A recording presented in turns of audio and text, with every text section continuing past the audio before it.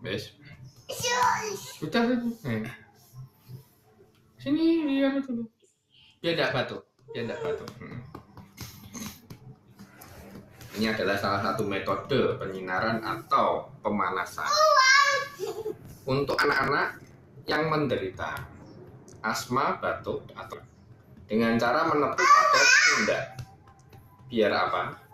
Biar lendir atau ingus bisa keluar.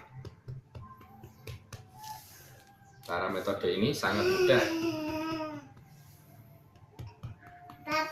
Biasanya jika anak bayi, kita akan menjemur di pagi hari. Iya.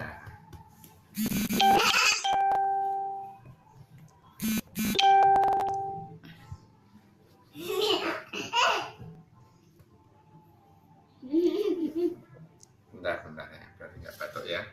Biar sembuh ya, biar lendirnya keluar. Ya.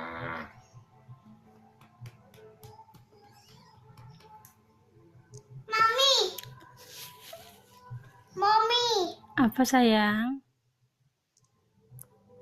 Yang penting kan ku ini mah apa jenenge kata-kataku mau.